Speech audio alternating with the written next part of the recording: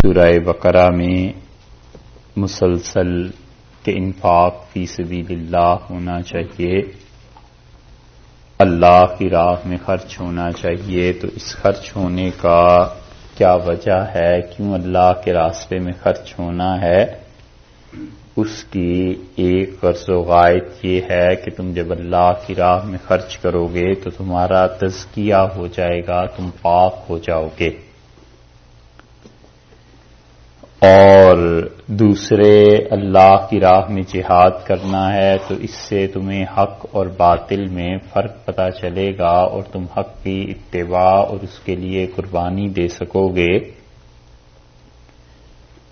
اور وہ تمام چیزیں جو اس 256 نمبر آیت سے پہلے گزر چکی ہیں اور کل جن کا بیان ہو چکا ہے، ان کی روشنی میں اب ایک آیت کریمہ یہ 257 نمبر جو ہے، اس میں اللہ تعالی نے اصول کی دو باتیں ارشاد فرمائی ہیں۔ ایک بات یہ ارشاد فرمائی کہ اللہ ولی الذین آمنوا، اور اللہ دوست ہیں ان لوگوں کے جو ایمان لائے۔ تو اس سے پتہ چلا کہ اللہ کی ولایت دو طرح کی ہے، ایک تو اللہ کی ولایت عامہ ہے، اور ولایت عامہ کا مطلب یہ ہے کہ اللہ کی وہ دوستی عام ہے ہر ایک کے لیے، اور جتنے بھی ایمان والے ہیں سب کے سب اللہ کے دوست ہیں، سب کے سب ولی اللہ ہیں۔ اور دوسری ولایت خاص ہے، خاص دوستی جن کی ہے، تو اس کا معیار رسول اللہ صلی اللہ علیہ وسلم نے یہ ارشاد فرما دیا تھا کہ تم میں جو آدمی جتنا متقی ہے وہ اللہ کے اتنا ہی قریب ہے، تو جو جتنا متقی پرہیزگار ہوگا اتنا ہی اللہ کے قریب ہوگا۔ تو یہ دوسری بات آ گئی تقویٰ کی، اور وہ ولایت خاصہ ہے، یعنی خاص طور پہ اللہ کے انعامات جس انسان کے ساتھ ہیں۔ تو اس آیت کریمہ میں ابتدائی ان چار الفاظ سے یہ ثابت ہوا کہ اللہ ولی الذین آمنوا، اللہ ولی ہیں، دوست ہیں ان لوگوں کے جو ایمان لائے۔ اور اللہ تعالی اپنے ان دوستوں کے ساتھ کیا کرتے ہیں، یخرجہم، اللہ انہیں نکالتا ہے، من الظلمات، اندھیروں میں سے، الی النور، نور کی طرف، روشنی کی طرف۔ یہ خدا کا احسان ہے ان کے ساتھ۔ اور اس سے یہ بھی پتہ چلا کہ ظلمات اور اندھیرے بہت زیادہ ہیں اور نور فقط ایک ہے، یعنی جو ہدایت کی راہ ہے وہ فقط ایک ہے، اور اس کے مقابلے میں جو راہیں ظلمات ہیں، اندھیرے ہیں، وہ بہت سے ہیں۔ تو وہ جو اللہ کی نافرمانی ہے وہ بہت طرح کی ہے، اور اللہ کی اطاعت اور اللہ کے ساتھ تعلق اور صحیح معنی میں اسلام اور دین وہ ایک نور ہے۔ تو اس لیے عقیدہ اور اسلام ایک چیز ہوئی، اور اس کے مقابلے میں کفر بہت طرح کا ہے۔ اس لیے اللہ سے ہمیشہ انسان کو ہدایت مانگتے رہنا چاہیے۔ یہ جو نماز انسان پڑھتا ہے، اس نماز میں بھی جو دعا سکھلائی گئی کہ اہدنا الصراط المستقیم، اس کو بھی دعا کی نیت سے ذرا دھیان کر کے پڑھنا چاہیے کہ اللہ سیدھی راہ کا تجھ سے طالب ہوں، سیدھی راہ مانگتا ہوں۔ ہوتا یہ ہے کہ ہم لوگ رٹے رٹائے الفاظ پہ سے گزر جاتے ہیں اور کچھ خیال نہیں کرتے کہ اللہ کے حضور میں کھڑے ہیں اور کس سے کیا چیز مانگنی ہے۔ تو جب حدیث میں یہ بات آئی ہے کہ تم اللہ ہی سے مانگو، حتیٰ کہ تمہارے جوتے کا تسمہ ٹوٹ جائے تو بھی اللہ ہی سے مانگو، تو جوتے کا تسمہ بھی اللہ ہی سے مانگنا ہے، تو اس کا مطلب ہے وہ دے گا۔ تو ہدایت جس پہ اگلی ساری زندگی موقوف ہے وہ اللہ سے نہ مانگے۔ اس لیے جب بھی نماز آدمی پڑھتا ہے، جب اس آیت کریمہ پر پہنچے تو اللہ سے توجہ سے مانگنا چاہیے۔ تو ارشاد فرمایا ہے کہ اللہ انہیں نکالتا ہے ظلمات سے، نور کی طرف اللہ انہیں لے جاتا ہے۔ تو یہاں نور پر ایک 5 کا ہندسہ آپ دیکھتے ہیں، اس کا مطلب ہے کہ بعض حضرات کے نزدیک یہاں پر ایک آیت کریمہ ہے، یہاں پہ وقف ہے، اور پھر اس کے بعد دوسری آیت کریمہ اس کے بعد ہے، لیکن امام حفص رحمۃ اللہ علیہ اور یہ جو رسم عثمانی، خط عثمانی ہے، اس کے مطابق چونکہ لکھا گیا ہے تو ان کے ہاں یہ آیت نہیں تھی۔ اب بالکل اس کے برعکس بیان کیا اور ارشاد فرمایا کہ والذین کفروا، اور وہ لوگ جنہوں نے کفر کیا، جو کفر کرتے ہیں، اولیاؤہم، ان کے دوست، الطاغوت، شیطان ہے۔ شیطان جو ہے وہ ان کا دوست ہے جو کہ لوگ کفر کرتے ہیں۔ اس کا مطلب یہ ہوا کہ جتنے کافر ہیں ان سب کو شیطان کی ولایت عامہ حاصل ہے کہ شیطان ان سے محبت کرتا بھی ہے اور شیطان انہیں گمراہی کی راہ پر چلاتا بھی ہے، اور اللہ کے دین کے متعلق شکوک اور شبہات اور یہ چیزیں ان کے ذہن میں پیدا بھی کرتا ہے اور انہیں اللہ کی راہ سے براہ کرنے کی کوشش اور کاوش کرتا ہے۔ والذین کفروا، جن لوگوں نے کفر کیا، اولیاؤہم الطاغوت، ان کا دوست ہے شیطان۔ الطاغوت کے معنی عام طور پہ شیطان سے کیے گئے ہیں کہ شیطان ان کا دوست ہے، اور بعض مفسرین نے یہ جو لکھا ہے کہ اللہ کے علاوہ جس کی بھی عبادت کی جاتی ہے وہ سب کے سب طاغوت ہیں، تو اس کا مطلب یہ ہے کہ جو لوگ اپنی عبادت پر خود راضی تھے کہ اللہ کو چھوڑ دیا جائے والعیاذ باللہ اور خدا کے بعد ان کی عبادت کی جائے، اللہ کی عبادت نہ کی جائے، یہ وہ لوگ ہیں جن کے متعلق ہے کہ وہ لوگ جنہوں نے کفر کیا ان کے دوست جو ہیں وہ شیاطین ہیں، اور شیاطین دونوں طرح کے، چاہے وہ جنات میں سے ہوں اور چاہے وہ انسانوں میں سے ہوں، وہ کیا کرتے ہیں کہ یخرجونہم، ان کو نکالتے ہیں۔ یہ ہم کی ضمیر کدھر لوٹی؟ الذین کفروا کی طرف گئی۔ یخرجونہم، وہ انہیں نکالتے ہیں۔ والذین کفروا، جنہوں نے کفر کیا، اولیاؤہم، ان کے دوست، الطاغوت، شیطان، یخرجونہم، وہ انہیں نکالتا ہے۔ شیطان جو شیاطین ہیں یہ سب مل کے انہیں نکالتے ہیں، کہاں سے؟ من النور، نور سے نکالتے ہیں، الی الظلمات، اور لے کے چلتے ہیں وہ انہیں گمراہیوں کی طرف، تو گمراہیوں کی راہ ان پر کھولتے ہیں۔ اور ہوتا یہ ہے کہ جب انسان کی اپنی طلب ہوتی ہے اندر سے، حقیقت میں وہ بھی اللہ ہی کی توفیق سے ہوتی ہے، لیکن کوئی انسان سچے دل سے اللہ سے مانگتا رہتا ہے تو اللہ تعالیٰ اسے ہدایت بھی دے دیتا ہے، سیدھی راہ بھی دے دیتا ہے، اور خدا اس کی رہنمائی ضرور کرتا ہے۔ تو یہاں پر شیطان کو جو کہا تو یہ اسی طرح لوگوں کو گمراہ کرتا ہے کہ جیسے پہلے ان کے وسوسے ان لوگوں کے ذہن میں ڈالے، پھر اس کے بعد انہیں اہل ایمان سے لڑائی تک لے آیا، اور پھر ہوتے ہوتے اللہ کی طرف سے اس کے دل پر مہر لگ جاتی ہے، وہ تمام درجات طے کر لیتا ہے جو کافر کرتا ہے۔ تو اس لیے یہاں بھی دیکھیے نور اور ظلمات کو واحد اور جمع کی صیغوں میں ذکر کیا، تو اس کا مطلب یہ ہے کہ جس کی طرف ہدایت ہوتی ہے وہ نور ایک ہی ہے، اور وہ اللہ کے ساتھ تعلق ہے، اسلام ہے، شریعت ہے۔ کسی چیز سے بھی اس کی تعبیر کر لیں، لیکن ظلمات جو ہیں ظلمت کی جمع اور اندھیرے، اور وہ کئی طرح سے آتا ہے۔ مثلا یہودیت ہے، وہ ایک الگ مذہب ہے، عیسائیت ہے، وہ ایک الگ مذہب ہے، اسی طرح بدھسٹ ہیں، ان کا ایک الگ مذہب ہے، ہندو مت ایک الگ مذہب ہے، اور پھر خود اسلام کو قبول کوئی کر لے تو اسے ایسی چیزوں کا واسطہ پڑے گا اسلام کے نام سے کہ وہ خود کفر کے مرکب ہیں۔ مثلا قادیانیت ہے، تو بہت سے لوگ جو اسلام کی طرف سے آتے ہیں نو مسلم ہوتے ہیں، اور قادیانی انہیں اپنے جال میں پھنسانے کی کوشش کرتے ہیں، اور مرزا غلام احمد قادیانی کے متعلق بڑی لمبی چوڑی چیزیں ان لوگوں کو بتاتے ہیں۔ یہ سب کی سب چیزیں شیاطین کی حرکتیں ہیں۔ اللہ نے فرمایا، اور جو لوگ دیکھو دو طرح کے ہو گئے، ایک تو وہ ہیں جن کا دوست اللہ ہے اور اللہ انہیں نکالتا ہے ظلمتوں سے نور کی طرف، اور دوسرا ہے وہ شیطان، وہ ان کے دوست کون ہیں؟ جن لوگوں نے کفر کیا ان کا دوست جو ہے وہ شیطان، اور وہ انہیں نکالتے ہیں نور سے ظلمتوں کی طرف، اور یہ جو نور سے ظلمتوں کی طرف نکالتے ہیں اولئک اصحاب النار، یہ جہنم میں جانے والے لوگ ہیں، ہم فیہا خالدون، اور اس میں ہمیشہ ہمیشہ یہ رہیں گے۔ رسول اللہ صلی اللہ علیہ وسلم نے جن چیزوں پر لعنت فرمائی ہے ان میں سے ایک چیز یہ بھی ہے کہ آپ نے فرمایا جو انسان اندھے کو بے راہ کرے، کہ ایک آدمی اندھا ہے اور اس نے کسی سے پوچھا کہ فلاں راستہ کدھر ہے، تو اس نے اسے غلط راستے پہ لگا دیا، غلط چیز پہ لگا دیا۔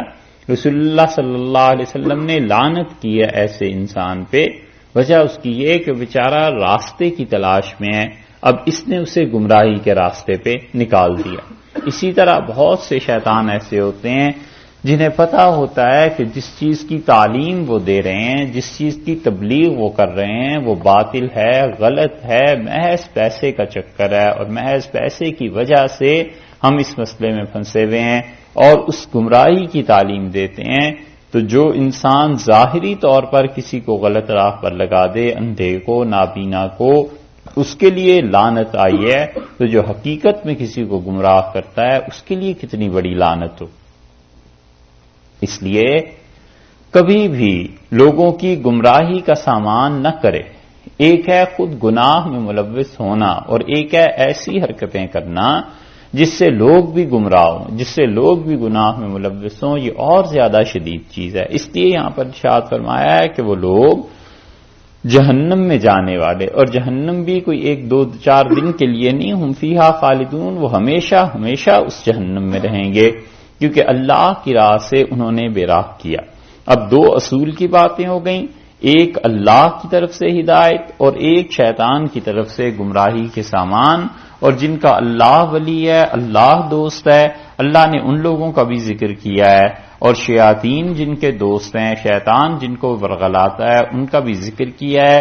ان 2 اصولوں کے بعد اب 3 قصے اللہ تعالی نے اس پہ متفرق کیے ہیں، 3 قصے اس کے بعد نقل کیے ہیں۔ ایک اصول پہلا بتا دیا اللہ تعالی کی ولایت کا، ایک اصول یہ بتا دیا کہ جو لوگ کفر کرتے ہیں ان کے دوست کون ہیں، الطاغوت، شیطان ان کے دوست ہیں، شیاطین۔ تو دونوں کے بعد اب 3 قصے مزید بیان کیے کہ دیکھو ہدایت اور گمراہی دونوں اس کائنات میں کس طرح ہوتی ہیں، اور ایک چیز یہ بھی بتائی کہ لوگ ہوتے ٹھیک ہیں، ہدایت پر ہوتے ہیں، مگر کبھی کبھی وہ اپنی ہدایت میں مزید ترقی چاہتے ہیں، کبھی کبھی وہ یہ چاہتے ہیں کہ اللہ کی طرف سے ان پہ مزید انعامات، مزید چیزیں ہو جائیں، مزید ان کو یقین حاصل ہو جائے۔ خدا نے اس کا بھی تذکرہ کر دیا، تو 3 قصے ارشاد فرمائے۔ پہلا قصہ یہاں سے شروع کیا ہے، اور اللہ تعالی نے فرمایا کہ الم تر الی الذی، کیا تم نے غور نہیں کیا؟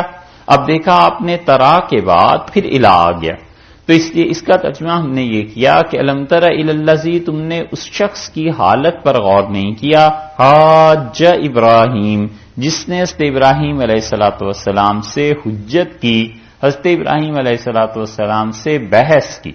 حاجہ حجت کرنا، دلیل قائم کرنا، حجت کئی ایک معنی میں عربی میں آتا ہے، ان میں سے ایک معنی اس کا دلیل کو قائم کرنے کے معنی میں بھی آتا ہے۔ اردو میں بھی یہ لفظ استعمال ہوتا ہے نا، کہ آدمی کہتے ہیں کہ کیا حجتیں کر رہے ہو، یعنی کیوں اس چیز کے متعلق دلائل دے رہے ہو۔ عام طور پہ ادب اور تمیز میں آتا ہے کہ فلاں نے یہ کہا اور آگے سے حجتیں سننا پڑیں، یعنی وہ اس چیز کے دلائل دے رہا تھا اس کام کے علاوہ کے، اس کام کے برعکس کسی چیز کے۔ تو ارشاد فرمایا کہ الم تر الی الذی حاج ابراہیم،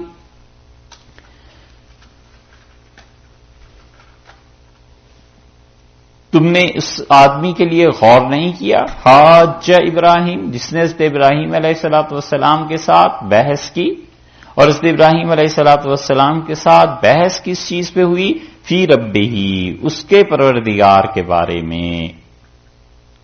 تو اس سے پتہ چلا کہ حضرت ابراہیم علیہ الصلوۃ والسلام کے ساتھ جو بحث ہو رہی تھی وہ ربوبیت کے بارے میں تھی، الوہیت کے بارے میں نہیں تھی۔ یہ آپ دیکھیں گے قرآن میں کہ جتنے یہ مشرکین ہیں نا، ان سب کو ٹھوکر جو لگی ہے اللہ کی صفات کے بارے میں لگی ہے، اللہ کی ذات کے بارے میں اتنے گمراہ نہیں ہوئے۔ اس لیے شاید ہی کوئی کافر طبقہ ایسا ملے جو اللہ جیسا دوسرا اللہ بھی مانتا، نہیں مانتے، کہتے ہیں اللہ تو ایک ہی ہے، اور آگے چل کے جو اللہ کی صفات ہیں ان صفات میں وہ شریک ٹھہراتے ہیں۔ کوئی اللہ کی صفت علم میں شریک ٹھہراتا ہے اور کوئی آدمی اللہ کے تصرف کی صفت میں، نفع اور نقصان کی صفت باری تعالی کی جو ہے اس میں شریک ٹھہراتے ہیں، اور یہ بہت زیادہ ہے۔ علم والے پھر کم ہیں کہ کوئی آدمی یہ کہے کہ جو معبود میں نے خدا کے ساتھ ٹھہرایا ہے شریک اسے بھی اسی طرح علم ہو جاتا ہے میری تمام ضروریات اور حالات کا جیسے اللہ کو علم ہے، یہ پھر بھی کچھ کم ہے۔ لیکن یہ اکثر ملیں گے، اور بلکہ مشرکین کا بڑا حصہ وہ شرک کرتے ہی کیوں ہیں، اسی لیے کہ وہ سمجھتے ہیں نفع اور نقصان کا مالک یہ ہے۔ سیدنا مسیح علیہ الصلوۃ والسلام ہیں، نفع اور نقصان اللہ نے ان کے قبضے میں دے دیا ہے۔ یہودی جو شرک کرتے تھے وہ بھی اپنے شرکاء کے بارے میں یہی سمجھتے تھے، جس کی بھی وہ عبادت کرتے تھے اپنے معبودوں کے بارے میں۔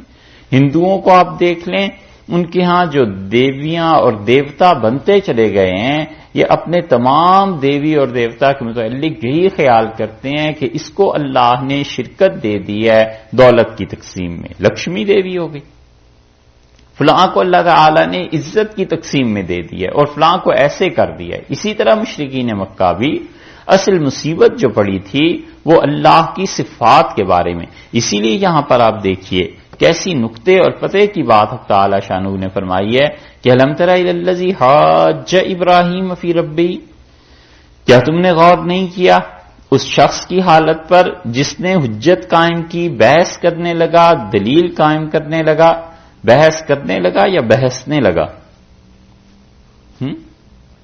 بحثنے لگا نا، صحیح، بحث کرنے لگا، ٹھیک ہے، دو روایتیں ہوگی۔ اچھا، اصل تو یہی ہے بحث کرنے لگا، لیکن عام لینگویج میں بولتے ہیں بحثنے لگا، جگ رہے ہو، اچھا اسی طرح کی بات ہے نا۔ تو تم نے غور کیا اس پہ جو حضرت ابراہیم علیہ الصلوۃ والسلام سے بحث کس بارے میں؟ فی ربی، اس کے پروردگار کے بارے میں۔ تو ربوبیت کی صفت اس میں ٹھوکر لگی ہے، اس نے کہا اللہ تو ہے، لیکن جو رب ہے نا، جو پروردگار ہے، جو پرورش کرتا ہے، جس کے جو زندگی اور موت کی چیزیں اور جو چیزیں لوگوں کو رزق تقسیم کرنے کی ہیں، اس طرح کی چیزیں یہ تو میرے قبضے میں، تم کیسے کہتے ہو کہ وہ اللہ کے قبضے میں؟ فی ربہ، اپنے پروردگار کے بارے میں۔ یہ ہی کی ضمیر جو ہے یہ کدھر کو لوٹ رہی ہے؟ یہ لوٹ رہی ہے یا تو حضرت ابراہیم علیہ الصلوۃ والسلام کے بارے میں کہ تم نے اس آدمی کی حالت پہ غور کیا جس نے بحث کی حضرت ابراہیم علیہ الصلوۃ والسلام سے ان کے پروردگار کے بارے میں، اور یا پھر اسے لوٹائیں آپ الذی حاجہ کی طرف کہ کیا تم نے غور نہیں کیا اس شخص کی حالت پر جو حضرت ابراہیم علیہ الصلوۃ والسلام سے بحث کر رہا تھا اپنے پروردگار کے بارے میں، اپنے رب کے بارے میں، یعنی ہم اس کے بھی رب ہیں اور اس کے باوجود وہ بحث کرتا چلا جا رہا ہے۔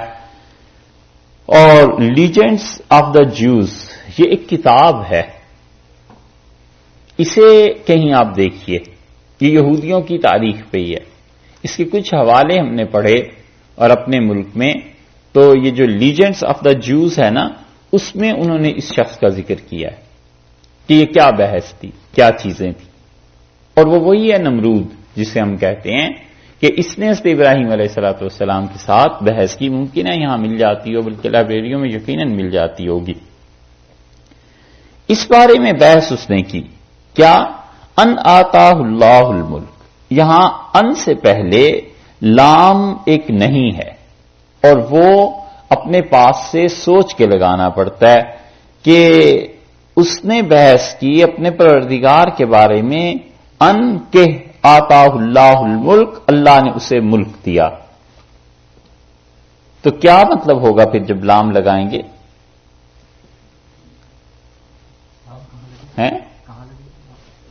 ان جو ہے نا اس سے پہلے ایک لام ہے، پھر جا کر یہ عبارت مکمل ہوگی کہ اس نے بحث کی حضرت ابراہیم علیہ الصلوۃ والسلام سے اپنے پروردگار کے بارے میں لِأَنْ آتَاهُ اللَّهُ الْمُلْكَ، اس لیے کہ اللہ نے اسے بادشاہت دے دی تھی، اللہ نے اسے ملک دے دیا تھا، اس لیے یہ دماغ خراب ہو گیا. ٹھیک ہے، ان کا مطلب یہ ہے. صرف لغت میں ترجمہ کریں تو پھر یوں ہوگا کہ اپنے پروردگار کے بارے میں ان آتاہ اللہ کہ اللہ عطا کیا اللہ نے الملک حکومت، کہ اللہ نے اسے ملک دیا. تو یہ بات پھر مربوط عبارت نہیں بنتی، اس لیے عبارت یہ بنے گی اس لیے کہ، اس لیے جو ہے نا یہ لام ہے یہاں پر، اس لیے کہ آتاہ اللہ الملک، اللہ نے اسے مملکت دے دی، اللہ نے اسے بادشاہی دے دی. اور جن لوگوں کے بھی ذرا سے دماغ مذہب کی طرف ہوتے ہیں، دین کی طرف، جب انہیں بادشاہتیں ملتی ہیں، حکمرانیاں، تو یہ دین پر تیشہ چلاتے ہیں. یہ چاہتے ہیں ایک نیا دین ایجاد کر لیں، ایک نئی چیز ایجاد کر لیں. تو اس لیے اس کو بھی یہی خط سمایا. اللہ نے کہا اس لیے کہ ہم نے اسے مملکت دے دی تھی، اسے ملک دے دیا، بادشاہت دے دی. تو جو گمراہی پیسے کی وجہ سے آتی ہے، اور جو گمراہی استغنا کی وجہ سے آتی ہے، اور جو گمراہی بے نیازی کی وجہ سے آتی ہے نا، اس سے اللہ کی پناہ مانگنی چاہیے. اس کی اصل یہ ہے. اسی لیے رسول اللہ صلی اللہ علیہ وسلم نے فرمایا کہ اللہ میں تیری پناہ مانگتا ہوں اس فقر و فاقے سے جو تجھے بھی بھلا دے، اور اللہ اتنی زیادہ دولت اور بے نیازی سے جو تیرے بارے میں گمراہ کر، کہ جب پیسہ ہوتا ہے خوب تو پھر وہ اپنے آپ کو کسی کا محتاج تو سمجھتا نہیں، اور اسی لیے وہ اپنے آپ کو اس کا بھی محتاج نہیں سمجھتا کہ جو لوگ اصل میں اللہ کے دین پہ قائم ہیں اور جن کے پاس تعلیم ہے، میں جا کر ان سے سیکھوں. وہ کہتا ہے اتنا پیسہ خدا نے دیا ہے، بس ٹھیک ہے، کتابیں ہو گئیں، یہ چیزیں ہو گئیں، اور اکٹھا کر لیا اور جیسے چاہوں حاصل کر لوں اب دین کو. اور دوسری طرف حال یہ ہوتا ہے کہ جنہیں اللہ نے واقعی علم دیا ہوتا ہے وہ پیسے کو خاطر میں نہیں لاتے. وہ کہتے ہیں پیسہ تو آنی جانی چیز ہے، اصل چیز تو اللہ کے ساتھ تعلق ہے، اور ہم اپنے اللہ کے ساتھ تعلق کو کسی قیمت پہ نہیں بیچیں گے. تو وہ ان کے ہاں نہیں جاتے، وہ ان کے ہاں نہیں آتا. تو یہ بڑا گیپ پیدا ہو جاتا ہے. نتیجہ اس کا یہ نکلتا ہے کہ وہ اس کی دولت اور اس کی بے نیازی، اصل میں وہ بے نیازی کسی بھی طریقے پہ ہو، اسے گمراہی میں لے جاتی ہے. ملک کی وجہ سے بے نیازی ہو جائے کہ ملک اس کے قبضے میں آ گیا ہے، اب وہ بادشاہ ہے، جو چاہے سو کرے، پیسہ آ گیا ہے، عہدہ آ گیا ہے، یہ چیزیں. لِأَنْ آتَاهُ اللَّهُ الْمُلْكَ، اس وجہ سے کہ اللہ نے اسے بادشاہت دے دی تھی. اِذْ قَالَ ابراہیم، جب اس نے کہا حضرت ابراہیم علیہ الصلوۃ والسلام سے. یہاں آپ پھر دیکھیے ابراہیم جتنا آ رہا ہے نا بغیر یا کے آ رہا ہے، تو اسی لیے بعض قراء نے اسے یہاں پر ابراہیم کی بجائے ابراہام پڑھا ہے کہ اس قال ابراہیم، جب ابراہیم علیہ الصلوۃ والسلام نے کہا ربی الذی، میرا پروردگار وہ ہے، پھر رب کا لفظ آ گیا. اس کا مطلب ہے اللہ کی ربوبیت کے بارے میں بحث ہو رہی ہے. یحیی، وہ زندہ کرتا ہے، وہ یمیت، اور وہ موت دیتا ہے. زندہ کرتا ہے، عدم سے وجود میں لے آتا ہے، کوئی زندگی کسی کی نہیں ہوتی اور اللہ ہی زندہ کرتا ہے. اور موت دے دیتا ہے، پھر موت جسم اور روح الگ الگ ہو جاتی ہیں، اور پھر اسی طرح وہ جا کر مٹی میں مل جاتا ہے. قالا، وہ بولا اور کہنے لگا انا، میں احیی، زندہ کرتا ہوں، وہ امید، اور میں مارتا بھی ہوں. زندگی اور موت میرے قبضے میں بھی. اسی لیے بعض مفسرین کا یہاں پر خیال ہے، وہ کہتے ہیں کہ کوئی اتنا احمق نہیں ہو سکتا کہ حضرت ابراہیم علیہ الصلوۃ والسلام کی اس بات کو سمجھتا نہ ہو، بلکہ ضد اور شرارت سے ان کی صحیح دلیل کو بھی غلط جامہ پہنانے لگا، ان کی صحیح بات کو بھی غلط طرف لے گیا کہ میں بھی زندہ کرتا ہوں، مارتا ہوں.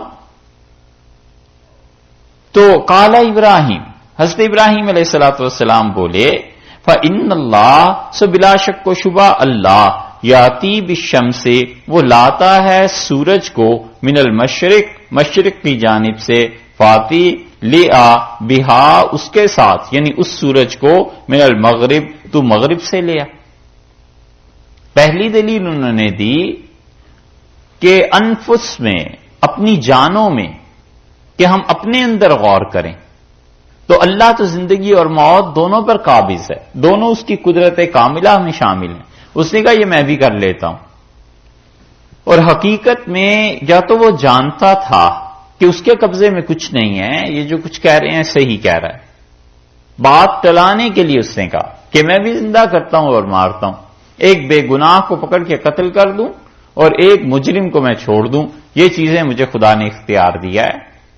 اور یا پھر حقیقت میں اتنا بے وقوف ہوگا جاہل کہ اس نے کہا زندگی موت کی تم بات کرتے ہو تو زندگی اور موت تو ہمارے قبضے میں بھی ہے، ہمارے اختیار میں بھی۔ بہت اس طرح کے لوگ ہوتے ہیں، اور کبھی کبھی اللہ کی پکڑ اس مذاق پہ بھی آ جاتی ہے۔ کبھی بھی اللہ کی ذات، اس کی صفات، دین، اس معاملے میں مذاق ایسے نہیں کرنے چاہیے جس مذاق میں بھی کفر کا پہلو نکلتا ہے۔ قرطبی نے رحمت اللہ علیہ نے ایک آدمی کے بارے میں لکھا ہے کہ اس نے قرآن پاک کی جب یہ آیت سنی، سورہ ملک کی آخری آیت، کہ اگر اللہ ان چشموں کو جن سے تم پانی پیتے ہو زمین کے نیچے ہی رہنے دے اور نہ نکالے باہر کو، فَمَن يَأْتِيكُم بِمَاءٍ مَّعِينٍ، تو کون ہے تم میں سے جو اس پانی کو لے آئے گا زمین کے نیچے سے؟ تو ایک آدمی نے کہا اس آیت کو سن کے کہ یہ کون سا مشکل ہے، زمین کھودیں گے ہم خود پانی نکال لیں گے۔ ختم ہو گئی بات، چلا گیا۔ اگلے دن جب صبح اٹھا تو اندھا تھا، اور لوگوں نے پوچھا کہ کیا ہوا، تو کہنے لگا رات کو خواب میں میں نے ایک فرشتے کو دیکھا اور اس نے کہا کہ اللہ تعالیٰ کہتے ہیں کہ وہ زمین کا پانی تو تم بعد میں نکال لینا، یہ جو تمہارے دیدوں کا پانی ہے نا یہ ہم واپس لے رہے ہیں، اسے پہلے ٹھیک کرو، اور تھپڑ اس نے مارا اور میں اندھا ہو گیا ہوں، اب مجھے کچھ نظر نہیں آتا۔ یوں بھی گرفت ہو جاتی کہ خام خواہ انسان اللہ کی باتوں کا مذاق اڑائے، تو یا تو اس نے یہ مذاق اڑایا حقیقتاً، یا یہ کہ وہ سمجھتا ہی ایسے تھا، اتنا زیادہ مغرور متکبر۔ حضرت ابراہیم علیہ السلام نے دوسری دلیل دی، انہوں نے کہا اچھا تم یہ کر سکتے ہو تو اللہ مشرق سے سورج کو طلوع کرتے ہیں، تم مغرب سے طلوع کر دو۔ اپنی ذات سے ہٹ کے کائنات پر دلیل لے آئے، اور یہ سارا قصہ اس بات کی دلیل ہے کہ دین کے لیے دلیل قائم کرنا، لوگوں سے بحث کرنے میں صحیح دلیل کا قائم کرنا یہ جائز ہے۔ اسی لیے اللہ نے آگے فرمایا فَبُہِتَ الَّذِي كَفَرَ، بس حیران رہ گیا، مبہوت ہو گیا، الَّذِي كَفَرَ جس نے کفر کیا، یعنی نمرود جو تھا حیران رہ گیا کہ یہ کیسی دلیل لے آئیں۔ فَبُہِتَ الَّذِي كَفَرَ، اور وہ مبہوت ہو کر رہ گیا اس بات پہ الَّذِي كَفَرَ، یعنی اس نے کفر کیا تو وہ حیران ہو گیا جو کفر کرنے والا تھا کہ کیسی عجیب دلیل انہوں نے دی ہے، یہ میرا کوئی اختیار اس میں تو نہیں چلتا۔ اس لیے دو طرح کی مباحث ہوتی ہیں، ایک بحث اور مناظرہ تو وہ ہے کہ کسی انسان کو پتا ہو کہ حق ادھر ہی ہے اور حق ان کے پاس ہے، اس کے باوجود بحث کرے، یا پیسے کی وجہ سے بحث کرے، یا اس وجہ سے بحث کرے کہ میرا نام ذرا روشن ہو، نیت میں اس کی شرارت اور فتور ہو، یہ سب چیزیں حرام ہیں اور کسی آدمی کو اس سے ہدایت نہیں ملتی، اور بڑا نقصان یہ ہو جاتا ہے کہ دل سیاہ ہو جاتا۔ فضول کی بحث، مباحثے اور مناظرے کبھی اس میں نہ پڑے، ایک تو یہ، اور دوسری چیز یہ ہے کہ کسی انسان کی نیت بالکل درست ہے، دوسرے کو سمجھانا چاہتا ہے، خود اپنے لیے وہ کوئی اعزاز، کوئی شہرت نہیں چاہتا، اور صحیح دین پر، صحیح مسلک پر دلیل کو قائم کر کے دوسرے کے لیے خیر خواہی ہے، ہمدردی ہے، وہ یہاں سے ثابت ہوتی، اور تیسری صورت بھی یہاں سے ثابت ہوتی ہے، اور وہ یہ کہ کوئی چیلنج کر دے کہ تم اسلام کو صحیح سمجھتے ہو، ہمیں اس بات پر بحث کرنی ہے۔ اب اس انسان کی نیت درست ہے، مسئلہ تو نیت کا ہے کہ یہ ٹھیک ہونی چاہیے، اپنے من میں کوئی خرابی نہیں ہونی چاہیے، اپنا اندر ٹھیک ہو، اور اس کے چیلنج قبول کر کے وہ کہتا ہے کہ جی ٹھیک ہے اس پہ بات کر لیتے ہیں، اور یہ دلائل ہیں، وہ حضرت ابراہیم علیہ السلام کی سنت پر عمل کرتا ہے، ان کے طریقے پر عمل کرتا ہے، اور یہ کیفیت پیش آئی تھی رسول اللہ صلی اللہ علیہ وسلم کو، انشاءاللہ سورہ آل عمران میں آپ پڑھیں گے، وہاں پہ یہ ہوتا ہے زندگی۔ لیکن جب نیت خراب ہوتی ہے تو پھر دوسرے کو بھی ہدایت نہیں ملتی، اپنا بھی بیڑا غرق اس اعتبار سے ہو جاتا ہے کہ آدمی نفس کے چکر میں پھنس جاتا ہے. کہتا ہے لوگ کسی طرح میری تعریف کریں، لوگوں کو میں بتاؤں کہ دیکھا میں نے دوسرے کو کیسا جواب دیا، چپ کرا دیا یا نہیں کرا دیا. اس قسم کی جو چیزیں ہیں نا، یہ انسان کو خراب کر دیتی ہیں. امام شافعی رحمۃ اللہ علیہ فرماتے تھے میں نے ساری زندگی کسی انسان سے مناظرہ اور بحث نہیں کی، مگر جب بھی میں اس کے سامنے بیٹھا ہوں میرا دل اندر سے یہ دعا کرتا رہا کہ اللہ اگر حق اس کے پاس ہے تو مجھے اس کی طرف پھیر دے. انہوں نے فرمایا میں اپنے مخالفین کے لیے بھی دعا مانگتا تھا کہ خدا بندہ اگر حق ادھر ہے اور مجھ سے غلطی ہو گئی ہے تو مجھے اس کی طرف کر. اتنے محتاط لوگ تھے اور اتنے زیادہ اپنے نفس پہ کڑی نظر رکھنے والے تھے کہ کہیں ایسے نہ ہو جائے. حضرت شیخ الہند رحمۃ اللہ علیہ جنہوں نے ریشمی رومال کی تحریک اور ہندوستان کی آزادی کے لیے کام کیا، آج دن کو کچھ دوست ملنے آئے تھے اور ہم شام تک ان کی ایک بات پہ سوچتے رہے کہ لوگ سمجھتے ہیں مسلمانوں نے ہندوستان کی آزادی میں کوئی کام ہی نہیں کیا. ایسے بھی ہوں گے جاہل دنیا میں کہ جو یہ سوچتے ہوں گے کہ مسلمانوں نے ہندوستان کی آزادی میں کوئی ہاتھ ہی نہیں، ان کا حصہ ہی نہیں، جو کچھ کیا ہندوؤں نے کیا، ان چیزوں نے کیا. حیران ہوتے ہیں ہم اس بات کو سوچ کے کہ 1920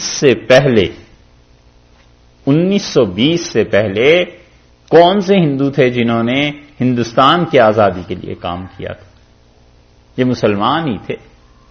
اور مسلمان بھی 1750 سے انہوں نے صحیح طرح ایکٹیولی کام کرنا شروع کیا کہ بچاؤ ہندوستان کو. 1750 پھر 1850 پھر 1920 یہ تقریباً 250 برس بنتے ہیں. اور بغیر تردید کے ہم کہتے ہیں کہ بڑے سے بڑا ہندو ہسٹورین لے آئیں، اسے بٹھائیں اور مسلمانوں کے کارنامے وہ دیکھے. مرد تو مرد رہے، عورتیں تک مسلمان جو تھیں انہوں نے بھی کام کیا کہ ہندوستان کی آزادی چاہیے. تو شیخ الہند رحمۃ اللہ علیہ وہ جب اپنی تحریک کے سلسلے میں گرفتار ہوئے تھے تو بہت بڑے آدمی، وہ سہارنپور میں ایک جگہ تقریر کر رہے تھے، یعنی سیاسی چیزیں تو الگ تھیں. حضرت ایک جگہ تقریر کر رہے تھے اور کچھ لوگ ان کے مخالف تھے. تو انہیں جب پتا چلا کہ حضرت آئے ہیں سہارنپور اور تقریر کر رہے ہیں تو وہ حضرت کے شاگرد کہتے ہیں کہ ہم سب لوگ بیٹھے ہوئے تھے سٹیج پہ حضرت کے ساتھ، اور حضرت کا بیان بہت غضب کا اور بہت اچھے مضامین چل رہے تھے، اور سامنے سے وہ داخل ہوئے. جب وہ داخل ہوئے تو حضرت نے بس اسی وقت کہا کہ اچھا بھائی باقی باتیں میرے بعد میں آنے والے کریں گے، اور تقریر ختم کر. مجمع اتنا حیران، لوگوں نے بہت کہا حضرت آپ تو اتنی اچھی بات کریں، آگے بیان کیجئے ان کا نام. تو ان کے شاگرد کہتے ہیں کہ ہم دل میں سوچ رہے تھے کہ یہ آئے ہیں اب انہیں پتا چلے گا کہ علم کس چیز کا نام ہے. دور سے بیٹھ کے تو اعتراض کرنے آسان ہے، اب حضرت کی تقریر سن کے اندازہ ہوگا. اور حضرت جب چپ ہو گئے تو ہمیں بہت شدید دکھ اور تکلیف ہوئی، اور ہم نے حضرت سے کہا کہ حضرت بولیے. حضرت نہیں بولے، چپ کر کے نیچے اتر کے بیٹھ گئے کرسی سے، کسی اور نے تقریر شروع کر دی. جب جلسہ ختم ہوا تو ہمیں شدید پریشانی تھی. ہم نے کہا حضرت وہی تو وقت تھا بولنے کا. حضرت نے وہی تو وقت تھا چپ ہونے کا. فرمایا پہلے اللہ کے لیے بات کر رہے تھے، جب ان لوگوں کو ہم نے دیکھا تو خیال آیا کہ اب اپنا نفس بیچ میں شامل ہو جائے گا، اب اپنی لیے بات کریں گے، نہیں کرنی چاہیے. ایسے مخلص لوگ تھے. اسی وجہ سے اللہ نے ان کے علوم بھی پھیلائے، اور اسی وجہ سے خدا تعالی نے ان کی چیزوں میں برکت بھی دی، اور ان کو اللہ نے اچھے شاگرد بھی دیے. تو اس لیے بحث کرے، مناظرہ کرے، اسلام کی حقانیت کے لیے دلائل کو قائم کرے، کوئی حرج نہیں ہے، لیکن اپنا نفس بیچ میں نہیں آنا چاہیے. اپنے نفس کو نہ لائے، نیت صاف رکھے، اور اللہ سے یہ بھی دعا کرتا رہے دونوں طرح سے کہ میں اللہ اسی لیے کر رہا ہوں کہ تیرے دین کے لیے جو دلائل ہیں وہ قائم ہو جائیں، اور ایک یہ بھی اور ایک یہ کہ خدا بندہ اس آدمی کو جو میرا مخاطب ہے اسے ہدایت دے. اللہ حق کی پیروی مطلوب ہے، اگر حق اس کے پاس ہے تو مجھے اس راہ پہ چلا دے. امام ابو حنیفہ رحمۃ اللہ علیہ اپنے شاگردوں سے بحث کرتے تھے. ان کے شاگرد کہتے ہیں کہ ہم 40 آدمی تھے، اور صبح سے لے کے شام تک مجلس جمتی تھی، اور پھر ساری بحث ہوتی تھی اس مسئلے پہ. دلائل ہم بھی دیتے تھے، حضرت بھی دیتے تھے، اور ہم نے بارہا دیکھا وہ یہ بات کہتے تھے کہ اللہم اجعلنی من الذین یستمعون القول، اللہ مجھے ان لوگوں میں سے کر دے جو اچھی بات تیری راستے کی، تیرے ساتھ تعلق کی بات کو سنتے ہیں، فیتبعون ما احسن منہ، اور اللہ پھر وہ اس بات کو قبول کر کے اس کی پیروی کرتے۔ مراد کیا تھی کہ جن کو میں دلائل دے رہا ہوں شریعت کے مطابق اور وہ بھی دلائل دے رہے ہیں، تو اس میں جو چیز اچھی ہے اللہ اس کے پیچھے چلا۔ تو حق مطلوب ہے، اپنی ذات اور اپنا نفس مطلوب نہیں۔ اس لیے حضرت ابراہیم علیہ السلام نے جو بحث کی ہے، اس سے متعدد مسائل فقہا نے اور اہل علم کلام کے ماہرین نے ثابت کیے ہیں، جس کا کچھ خلاصہ آپ کے سامنے رکھا۔ فبہت الذی کفر، اللہ نے فرمایا کہ کفر کیا ہوا؟ مبہوت ہو کے رہ گیا۔ ٹھیک، اس سے کیا ثابت ہوتا ہے؟ اس سے ایک چیز یہ ثابت ہو گئی کہ اللہ نے اوپر جو پہلا اصول بیان کیا تھا نا کہ اللہ ولی الذین آمنوا یخرجہم من الظلمات الی النور، اور اللہ دوست ہے ایمان والوں کا، انہیں نکالتا ہے ظلمتوں اور اندھیروں سے الی النور، نور کی طرف۔ اللہ نے اپنی دوستی یہ دکھا دی کہ اللہ کے ایک دوست تھے ابراہیم علیہ السلام، اور انہوں نے اس طرح کر لیا کہ بات چیت ہوئی، بحث ہوئی، اور پھر اس کے بعد انہوں نے سچی بات قائم کر کے اور اس انسان کو بتایا کہ حق کیا۔ ٹھیک ہے، اوپر کلیے کی دو باتیں تھی نا، قاعدے کی، کہ اللہ دوست ہے ایمان والوں کا اور انہیں گمراہی سے نکالتا ہے نور کی طرف، اور شیطان جو ہے وہ دوست ہے کافروں کا اور انہیں نور سے نکالتا ہے، گمراہی کی طرف لے جاتا ہے۔ تو پہلی مثال دے دی کہ دیکھو ہم نے اپنی ولایت کا حق ادا کیا ہے، ہم جس کے ولی تھے، جس کے وارث تھے، جس کے دوست تھے، یعنی ابراہیم علیہ السلام، ان کی ہم نے رہنمائی کر دی، اور کیا ہوا پھر؟ فبہت الذی کفر، کفر جو تھا وہ مبہوت ہو گیا، حیران رہ گیا۔ سمجھ آئی؟ یہ پہلی مثال، اس کے بعد اس کا قصہ ذکر فرمایا، واللہ لا یہدی القوم الظالمین، اور اللہ تعالی ہرگز ہدایت نہیں دیتا اس قوم کو جو ظلم کرتے ہیں۔ ظالم ہوتا ہے، ظلم خود اندھیرا ہے، تو ظلم کرتے ہیں، اللہ کے ساتھ شرک کرتے ہیں، دلائل کے ہونے کے باوجود اپنی بات کی اوپر اڑ جانا، ضد کرنا، اس آدمی کو ہدایت نہیں ملتی۔ او کالذی، یا مثال اس انسان کی، یہ جو او ہے نا، اس کا تعلق اگر آپ اوپر سے جوڑ لیں، ذرا اسے سمجھیے، یہ جو او ہے اس کا اگر اوپر جوڑیں الم تر الی الذی، وہاں بھی یہی ہے الی الذی، اور یہاں ہے کالذی، ایک ہی جیسے الفاظ آ رہے ہیں نا، تو مراد ہوا کہ الم تر الی الذی، تم نے دیکھا نہیں ہے اس انسان کو، حاج ابراہیم فی ربہ، جس آدمی نے بحث کی تھی حضرت ابراہیم علیہ السلام سے ان کے پروردگار کے بارے میں، اور اسی طرح او کالذی، یا تمہیں مثال دیتے ہیں اس شخص کی، وہ جیسے تھا ایسے ہی ایک اور شخص کی بھی تمہیں مثال دیتے ہیں۔ یہ مثال کس کی ہے؟ یہ اللہ کے اچھے بندے ہیں، اور وہ ہیں حضرت عزیر، تورات کے کاتب تھے، لکھتے تھے تورات کو، اور 450 قبل مسیح میں ان کا وجود پایا جاتا تھا، اور بائبل میں ان کا نام عزرا ہے، اور ان کے نام سے ایک صحیفہ بھی ہے کہ ان پہ بھی خدا نے وحی نازل کی تھی، عزرا، عین زے الف رے، عزرا، ان کے نام پر بھی ہے صحیفہ، ان سے منسوب، اور اکثر مفسرین اسی طرف گئے ہیں کہ یہ حضرت عزیر کا قصہ ہے۔ اور دوسری رائے یہ ہے کہ او کالذی، یا وہ آدمی، یہ نبی ہیں حضرت یرمیاہ علیہ السلام، تو یرمیاہ نبی تھے، اسلام نے تو ان کا کوئی تذکرہ نہیں کیا، البتہ بائبل میں یہ آتا ہے، اور یرمیاہ جو تھے یہ 7ویں صدی قبل مسیح کے پیغمبر ہیں۔ بائبل یہ بتاتی ہے کہ 7ویں صدی قبل مسیح میں اللہ تعالی نے انہیں نبوت دی تھی، 646 قبل مسیح میں ان کے حالات ملتے ہیں۔ یہودیوں نے بھی ان کا تذکرہ لکھا ہے، عیسائیوں نے بھی ان کا تذکرہ لکھا ہے، جوش انسائکلوپیڈیا وغیرہ میں ان کا تذکرہ مل سکتا ہے۔ او کالذی، یا وہ آدمی، تیسرے مراد دیے گئے ہیں کہ حضرت حزقیل علیہ السلام تھے۔ یہ حزقیل جو ہیں یہ اور یرمیاہ دونوں پیغمبر ہم اثر تھے، معاصر تھے، تھوڑا بہت فرق ہوا ہے ان کا، اور بس اتنی بات اور ہے کہ بائبل میں یہ جہاں پر ذکر آیا ہے نا حضرت حزقیل کا، انہوں نے اس کو لکھا ہے کہ انہوں نے یہ خواب دیکھا تھا، اور اللہ تعالی نے قرآن میں بغیر الزام کا ذکر کیے یہ بتایا ہے کہ حقیقت میں یہ واقعہ پیش آیا تھا۔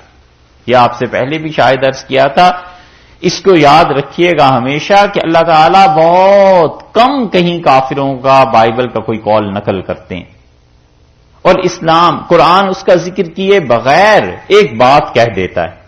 آدمی کہتا ہے اس بات کا مطلب کیا ہوا، اب جب بیک گراؤنڈ میں جاتا ہے بائبل پڑھتا ہے تو پھر پتہ چلتا ہے اچھا اللہ نے اس لیے کہا۔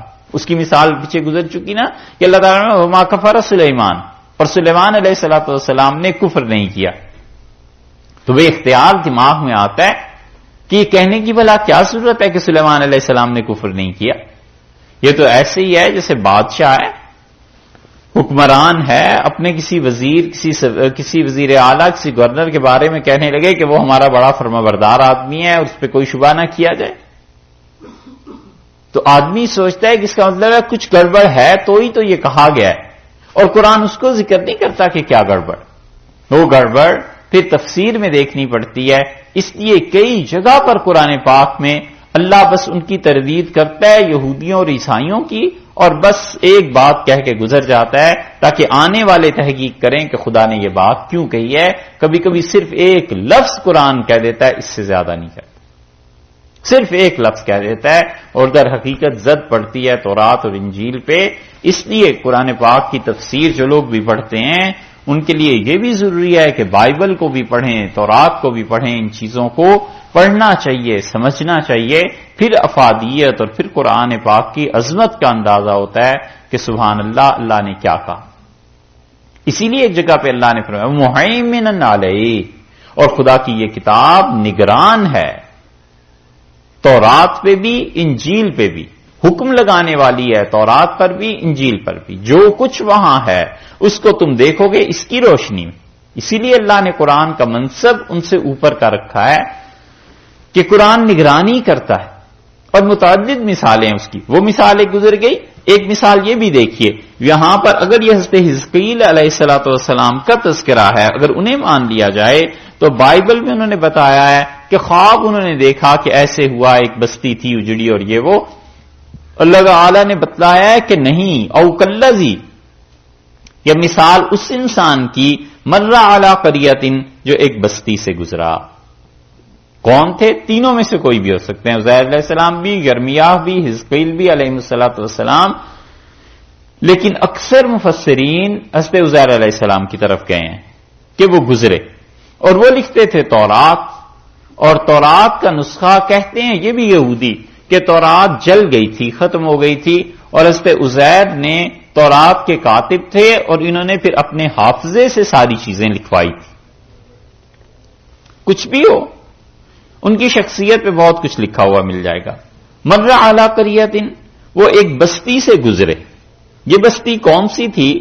یا تو یہ بستی تھی یروشلم کی، اور یا یہاں پہ مراد ہے بیت المقدس، خاص وہ عبادت گاہ اس سے گزرے، لیکن یروشلم شہر میں ہی ہے نا بیت المقدس، تو یروشلم شہر کے لیے اللہ نے کہا ہے کہ وہ اس بستی سے گزرے، اور کب گزرے؟ 586 قبل مسیح میں، نہ 586 قبل مسیح میں، اس کے بعد 586 قبل مسیح میں ہوا یہ کہ یروشلم جو تھا بابل میں بادشاہت تھی بخت نصر کی، اور بابل اب تک عراق میں واقع ہے، اور عراق میں قدیم زمانے کے آثار بابل کے اب تک ملتے ہیں، اور وہ جادو اور شداد نے جو جنت بنائی تھی اور جو محلات ہیں، یہ سب چیزیں آپ کو اب تک بابل میں ملیں گی۔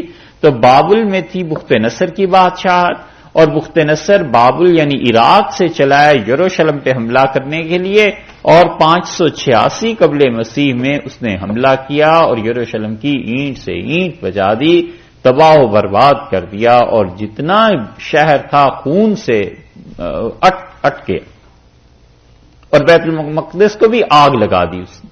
پوری طرح یہودیوں کی تباہی جو آئی ہے، اور جتنے مرد عورت بچے یہودی تھے سب کو پکڑ کے آگ میں اس نے ڈال دی، جلا دیا، کوئی چیز اس نے نہیں چھوڑی، بالکل اپنے زمانے کے جیسے ہٹلر نے کیا تھا وہ بخت نصر نے اپنے زمانے میں کیا۔ ان پہ آتا ہے یہی ہے، آفت اور عذاب ان یہودیوں پہ ہر 200 سال کے بعد 150 سال کے بعد کوئی پیدا ہو جاتا ہے اور اتنے جوتے پڑتے ہیں، لگتا ہے اب یہ بالکل جڑ سے پودا اکھڑ گیا اور ختم ہو گئے، لیکن پھر یہ پھیلنا شروع ہو جاتے ہیں، دیکھتے ہی دیکھتے پھیلتے چلے جاتے ہیں، پھر 150-200 سال کے بعد خدا کسی کو مسلط کر دیتا ہے کہ پھر انہیں ذلیل کرو۔ اسی لیے ان کے بارے میں جنہوں نے انہیں مارا ہے، اللہ نے ایک جگہ فرمایا تھے وہ بھی کافر، لیکن اللہ نے فرمایا کہ عباد اللہ نا، ہم نے اپنے بندوں کو بھیجا تھا کہ جا کے انہیں عذاب دیں اور پکڑیں۔ تو کبھی کبھی جو قوم ظالم ہوتی ہے نا، خدا اس سے بڑا ظالم مسلط کر دیتا ہے کہ تم تو ظلم کر ہی رہے ہو، تم سے بھی بڑا ظالم آئے گا، تمہیں جوتے پڑیں تاکہ تم آرام سے رہو۔ جیسے جیل میں ہوتا ہے نا، چھوٹے موٹے مجرم جو ہوتے ہیں بڑے مجرم کے حوالے کر دیتے ہیں کہ ذرا اسے انسان بناؤ، اسی طرح اللہ نے باسنا علیکم عباد اللہ الی باس شدید، اور ہم نے ایسے بندوں کو تمہارے اوپر مسلط کر دیا بہت سخت تھے لڑائی میں۔ وہ 15ویں پارے کے شروع میں آتا ہے۔ یہاں پہ بخت نصر بابل کی جو بابل شہر میں جس کی حکومت تھی، اس کے ہاتھوں 586 میں یہ یروشلم بالکل برباد ہو گیا۔ تو اللہ فرماتے ہیں وکلذی، اور وہ شخص جو گزرا ہے اس بستی سے، یروشلم سے، یہ بیت المقدس سے، وہی خاویۃن، اور وہ بستی گری ہوئی تھی، علی عروشہا، چھتوں کے بل گری ہوئی تھی، یعنی پہلے اس کی چھتیں گریں اور پھر اس کے اوپر اس کی دیواریں گر گئیں، بالکل تباہ ہوئی بھی تھی۔ قالا، وہ بولے اور کہنے لگے انا یحیی ھذہ اللہ بعد موتہا، کیسے اس بستی کو اللہ زندہ فرمائیں گے جبکہ یہ مر گئی۔ 2 ترجمے اس کے کیے گئے ہیں، انا یحیی ھذہ اللہ، اللہ کیسے زندہ فرمائیں گے، ھذہ اس کو، کیا ھذہ سے مراد یروشلم شہر، یہ شہر کیسے بسے گا دوبارہ۔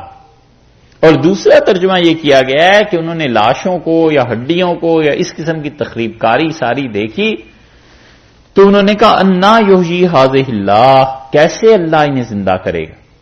منکر نہیں تھے لیکن بے اختیار زبان سے نکلا کہ انا یحیی ھذہ اللہ بعد موتہا، اللہ کیسے زندہ کرے گا، یعنی اس کی کیفیت خدا تعالی مجھے بھی دکھاتا کہ کیسے زندگی ملے گی، کیسے یہ لوگ اپنی اصل کیفیت میں واپس آئیں گے۔ ہوتا یہ ہے کہ ایک انسان منکر نہیں ہوتا کسی چیز کا، لیکن ایمان بالمشاہدہ جو ہے وہ اس کی کیفیت میں اضافہ کرتا ہے۔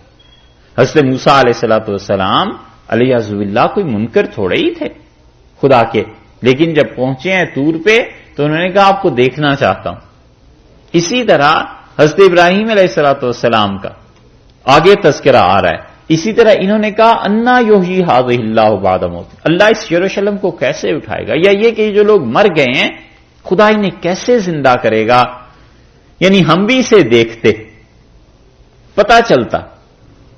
تو دوسرا ترجمہ اس کا ہو گیا یہ، لیکن منکر نہیں تھے، انکار کرنے والے نہیں تھے۔ یہ آیت کریمہ مسلمانوں کی حالت دیکھ کے کئی بار ذہن میں آتی ہے کہ انا یحیی ھذہ اللہ بعد موتہا، اللہ اس امت کو اب کیسے زندہ کرے گا دوبارہ، جن کا حال یہ ہو گیا۔ فاماتہ اللہ، سو اللہ نے کیا کیا، انہیں موت دے دی، 100 عام، 100 برس کے لیے اللہ تعالی نے انہیں موت دے دی۔ وفات کی اب حالت طاری ہے اور 100 برس کے لیے وہ لیٹے ہوئے ہیں، پڑے ہوئے ہیں، اور 100 برس تک کچھ ہوش اور خبر نہیں ہے کہ گرد و پیش میں کیا ہوا اور کیا معاملہ ہے۔ اللہ تعالی نے قرآن پاک میں ایک یہ ذکر کیا ہے اور ایک اصحاب کہف کے بارے میں ذکر کیا ہے، اور انہیں تو اللہ نے 300 برس سے زیادہ اس حالت میں رکھا، یہ دکھانے کے لیے، بتانے اور سمجھانے کے لیے کہ ہم اس طرح بھی کیا کرتے ہیں۔ اس لیے اللہ کے بہت سے معاملات ایسے ہیں جو عام لوگوں کی نگاہ میں نہیں آ سکتے۔ اب یہ اس بستی میں پڑے ہوئے ہیں، دنیا کو کیا خبر کہ وہاں کیا ہو رہا ہے اور کیا نہیں ہو رہا، لیکن اللہ تعالی نے فرمایا ہے کہ کیا ہوا ہے، بعد ان کو وفات دی اور پھر انہیں ہم نے اٹھا کھڑا کیا 100 عام، 100 برس کے بعد۔ اس میں جو مفسرین نے جتنا کچھ لکھا ہے، اس میں گمراہی جو آئی ہے یہ المنار کے جو مصنف ہیں نا مصری، انہوں نے جو چیزیں لکھی ہیں وہ کئی ایک چیزیں انہوں نے اس موقع پہ لکھی ہیں، مگر وہ گمراہی پر مشتمل ہے۔ جامع الازہر میں یہ جو متاخرین آئے ہیں بہت سی تفسیریں یہ لوگ لکھتے ہیں اور وہ قرآن پاک سے ثابت نہیں ہوتا، بس محض لغت کی بنیاد پہ۔ دلیل تو انہوں نے صحیح دی، وہ کہتے ہیں کہ قرآن پاک میں موت جو ہے وہ عارضی بھی استعمال ہوتا ہے کہ وقتی طور پہ کسی چیز کا ختم ہو جانا، مر جانا، اور اسے اٹھانا، زندہ کرنا، یعنی قوم کا احیاء یا قوموں کا اٹھنا، اور یہ دلیل لغت میں تو صحیح ہے، مگر اس کے بعد انہوں نے زور لگا دیا پورا اس بات پہ کہ اس وقت بنی اسرائیل کی پوری قوم مردہ ہو گئی تھی، پھر انہوں نے کہا کہ یہ قوم کیسے مردہ ہو گئی ہے، پھر اللہ نے اسے زندہ کر دیا اس قوم کو، اور پھر اس پہ انہوں نے امت مسلمہ کا چھیڑ دیا ہے کہ مسلمان مردہ ہو گئے، خدا اس قوم کو کیسے زندہ کرے گا، اور اس آیت سے انہوں نے اصل چیز کا انکار جو کیا ہے یہ ہے خطرناک چیز۔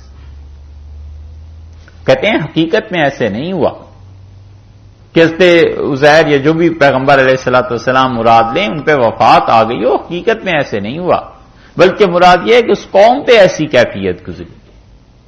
کئی جگہ اس المنار میں انہوں نے وہ چیز کی ہے جو چیز صحیح نہیں تھی۔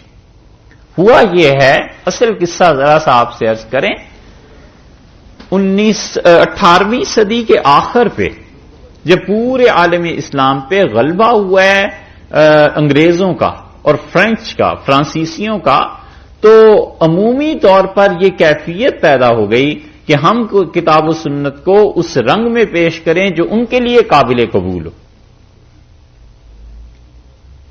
تو 1750 1800 کے قریب یا اس سے 20-25 برس پہلے چلے جائیں، یہاں سے لے کر اور پھر اگلی پوری صدی اور 1920-1930 تک یہ کیفیت، یہ ٹرینڈ رہا ہے کہ ہم کسی طرح بچیں ان چیزوں سے، جو چیزیں بھی بتاتی ہوں کہ کتاب و سنت میں جو چیز آئی ہے یہ معجزہ ہے، یہ جو چیز ہے کسی ولی کی کرامت ہے۔ کوئی بھی ایسی چیز جو انسانی عقل سے ماورا ہے یا عقل انسانی میں نہیں آ سکتی، ہم اس چیز سے بچ کے اس کی کوئی نہ کوئی توجیح کرتے رہیں تاکہ انگریز وہ اس دین کے قریب آ جائیں، فرانسیسی وہ اس دین کو پڑھیں، ہمیں کہیں بھی شرمندہ نہ ہونا پڑے۔ یہ طرز عمل تھا مسلمانوں کا رہا، اور پھر اس طرز عمل میں بڑے بڑے لوگ سامنے آئے۔ مصر میں جامع الازہر سامنے آیا، اور جامع الازہر میں جتنے بھی تھے ان کے بڑے بڑے مشائخ، ان میں سے اکثر نے انبیاء علیہ السلام کے معجزات کو ماننا چھوڑا، اور انہوں نے پھر اپنی تفسیریں لکھنی شروع کی کہ یہ اس کی ایک مثال ہے کہ اللہ تعالیٰ یہاں بتاتا ہے کہ انہوں نے یہ کہا کہ کیسے یہ بستی زندہ ہوگی، اور پھر اللہ نے انہیں موت دے دی اور اللہ نے انہیں اٹھایا 100 عام 100 برس کے بعد۔ اب اس کی انہوں نے توجیہ کرنی شروع کر دی۔ ان کا ایسا واقعہ نہیں ہوا، مطلب یہ ہے کہ وہ گزر رہے تھے اور انہوں نے بیت المقدس کو دیکھا اور انہوں نے کہا کہ یہ قوم مر گئی ہے، ساری میری یہودی قوم، خدا اسے کیسے دوبارہ اٹھا کر کھڑا کرے۔ تو انہوں نے اس چیز کو استعارے کے رنگ میں لے لیا، اصل چیز سے انکار کر دیا۔ یہی چیز اگر آپ دوسری طرف دیکھیں، الجزائر میں بھی ایسے لوگ پیدا ہو گئے، انہوں نے قرآن کی ایسی تفسیریں کرنا شروع کر دیں جو خالص عقل کے معیار پہ پوری اتریں، اور یہ ماننا ہی نہ پڑے سرے سے کہ کوئی ایسی چیز معجزات کے باب میں بھی ہوئی تھی۔ تیسری طرف آپ دیکھیں تو جمال الدین افغانی تھے، نام سنا ہوگا۔ جمال الدین افغانی مرحوم یہ چاہتے تھے کہ کسی طرح انگریزوں کے تسلط سے نجات دلائی جائے بر صغیر کو اور ان لوگوں کو، اور یہ سب چیزیں جمال الدین افغانی کے اپنے افکار جو کچھ بھی ہوں سیاسی طور پہ وہ چلے گئے فرانس، ترکی گئے، ترکی والوں نے جلا وطن کر دیا، فرانس چلے گئے، فرانس میں جا کر انہوں نے العروۃ الوثقی کے نام سے اخبار نکالا۔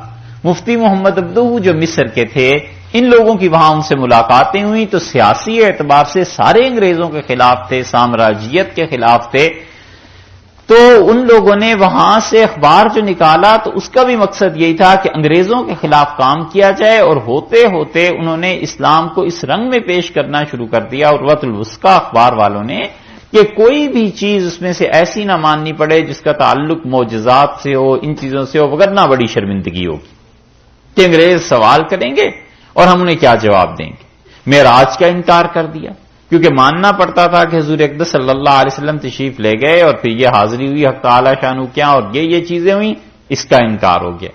شق قمر کا جب معجزے کا تذکرہ آیا کہ چاند 2 ٹکڑے ہو گیا، تو اب یہ کہنا کہ چاند 2 ٹکڑے ہو گیا اور ایسے ہو گیا، اس کا انہوں نے کہا یہ کیسے مان سکتے ہیں، انگریز آگے سے سوال کریں گے گورے اور اس پہ بڑا مشکل مسئلہ پیش آ جائے گا، یہ نہیں مانا انہوں نے۔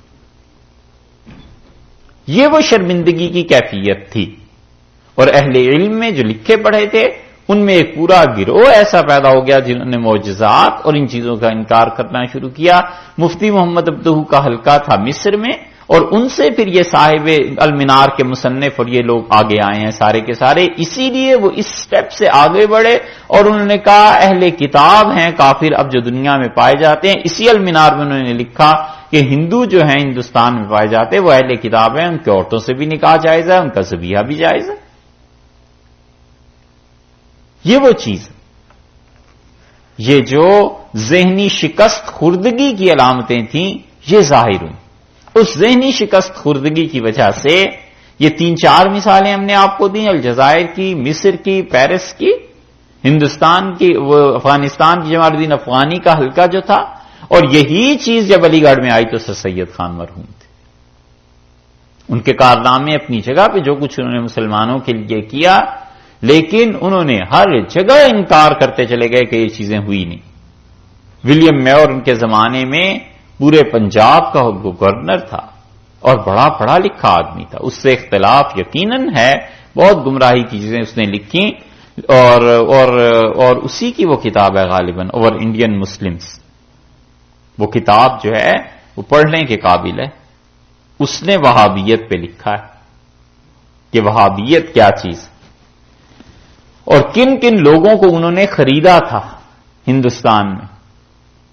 یہ اگر ریکارڈ دیکھنا ہو تو انڈیا آفس لائبریری میں جا کر دیکھیے گا کہ کن کن لوگوں کو انہوں نے ہندوستان میں خریدا، اور کن کن پیروں کو، کن کن مشائخ کو، کن کن علماء کو وہ ایک ایک پائی دیا کرتے تھے کہ جمعے کے دن جو مجمع آئے اس کو آپ فلاں مولوی صاحب کے خلاف لڑائیں، اس کے خلاف بولیں کیونکہ وہ انگریزوں کا مخالف ہے۔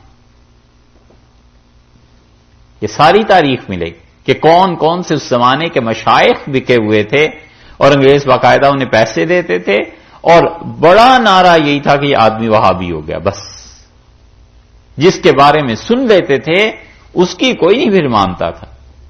یہاں تک یہ اثر پھیلا کہ وہ کہتے ہیں ایک جگہ مولوی صاحب نے قرض لے لیا گاؤں میں، تو لاجپت رائے ہندو تھے، ان سے قرض لے لیا انہوں نے، وہ لیتے رہے۔ تو ایک دن لالا جی نے کہا کہ مولوی صاحب قرض زیادہ ہو گیا، اگر آپ کچھ ادا کر دیتے۔ کمیاں کر دیں گے۔ پھر اور 2-4 ہفتے گزر گئے، پھر اس نے کہا، پھر جب تک ادا کیا تو انہوں نے کہا تم نے دکان گاؤں میں رکھنی ہے نہیں رکھنی؟ اس کا جی آپ دکان کا کیا کر سکتے ہیں، دکان تو ہماری ہے، باپ دادا کا کاروبار ہے، اپنے پیسوں کا ذکر کیجئے۔ انہوں نے کہا اچھا کرتے ہیں۔ جمعہ آیا، جمعے کے دن اب وہ دکان کھول کے بیٹھا ہوا ہے لالا، اور کوئی آتا نہیں۔ لالا جی روکتے ہیں، کہہ رہے آپ تمہارے پرانے گاہک تھے، کچھ کہتے ہیں، وہ لالا جی سے منہ پھیر کے بھاگ رہے ہیں۔ آخر بیچارہ شام تک تنگ آ گیا، اگلے دن کسی بھلے مانس کو اس نے پکڑا، اس نے کہا ہو کیا گیا، آخر میرے گاہک ٹوٹ گئے، کوئی آدمی میری بات نہیں سنتا۔ انہوں نے کہا جی ہم آپ سے نہیں بات کر سکتے۔ انہوں نے کہا کیوں، تم کچھ تو بتاؤ۔ انہوں نے کہا کل جمعے میں مولانا نے اعلان کیا ہے کہ لالا لاجپت رائے کو جانتے ہو؟ سب نے کہا جی جانتے ہیں۔ ان کا وہابی ہو گیا ہے، آئندہ اس کی دکان سے کچھ نہ لینا، تو تم وہابی ہو گئے۔ یہ ہوا قصہ۔ وہ ہندو گیا، اس نے کہا مولوی صاحب پیسے نہ دو، اپنے فتویٰ یہ واپس لے لو، میں بالکل وہابی نہیں ہوا، ابھی تک ہندو کا ہندو ہی ہوں۔ اور پھر اگلے جمعے فتویٰ ہوا کہ جناب یہ وہابی نہیں ہوا، ابھی تک لالا لالا ہی ہے، تب جا کر کہیں دکان کھلی۔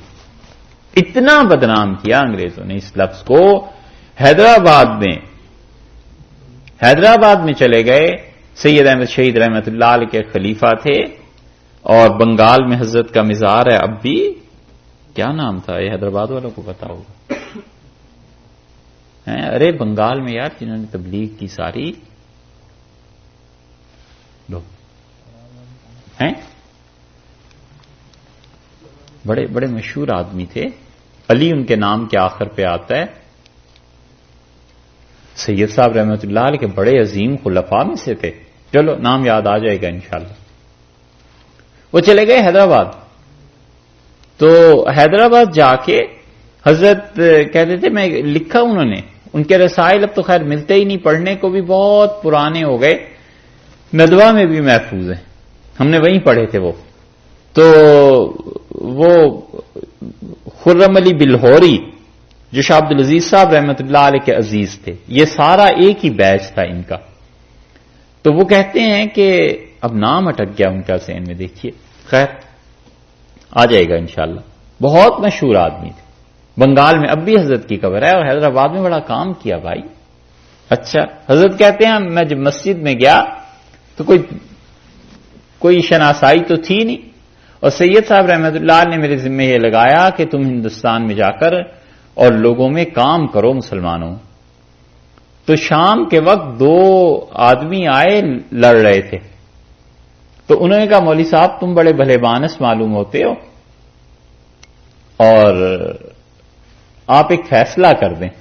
تو میں نے کہا بھائی کیا فیصلہ کرنا ہے؟ انہوں نے کہا آپ بڑے اچھے معلوم ہوتے ہیں, اس نے وعدہ کیا تھا کہ اپنے لڑکے کی شادی ہماری لڑکی سے کرے گا, اور اب یہ وعدہ پورا نہیں کر رہا, اور آج بہت دنگا ہوا اور ہم مسجد میں آئے آپ سے فیصلہ کرائیں. تو حضرت نے فرمایا بھی اگر وعدہ ہوا تھا منگنی ہو گئی تو کیوں نہیں کر رہے؟ اس نے کہا جی مولوی صاحب یہ اس کا جو بچہ ہے یہ وہابی ہو گیا. انہوں نے کہا ہے وہابی ہو گیا, اس کا کیا فرق پڑا؟ تو اس نے جو لڑکے کا باپ تھا اس نے کہا حضرت قسم لے لیں بالکل وہابی نہیں ہوا, ابھی بھی گانجا پیتا ہے, ابھی بھی چرس پیتا ہے, ابھی بھی مزار پہ جاتا ہے, سب کچھ کرتا ہے, بالکل وہابی نہیں ہوا. وہابی تو جب یہ چیزیں چھوڑ دیں. تو حضرت نے لکھا ہے ہندوستان میں یہ حالت ہے, یہ اتنا لفظ بدنام ہو گیا ہے کہ جو آدمی بھی ذرا ڈھنگ کا کوئی کام کر لے, اور پھر لکھا ہے کہ حیدرآباد میں اگر کوئی آدمی ٹخنوں سے اوپر شلوار کر لے تو اسے وہابی کہتے ہیں. یہ حال. تو اس لیے یہ ایک تحریک تھی پوری. اس پس منظر میں آپ دیکھیں تو ولیم میور جو تھا نا, اس نے لکھا اوور انڈین مسلمز ایک کتاب, اور ایک اور اس نے کتاب لکھی رسول اللہ صلی اللہ علیہ وسلم کے زندگی پہ, لائف آف محمد. یہ جو کتاب ہے اس میں اس نے رسول اللہ صلی اللہ علیہ وسلم کی تعریف بھی کی اور اس پہ اس نے اعتراضات بھی کیے. نام کیا تھا حضرت کے خلیفہ کا؟ بنگال میں تھے, جونپور میں پھر ان کا سلسلہ پھیلا. ارے یار ہیں علی ان کے نام کے آخر پہ آتا ہے.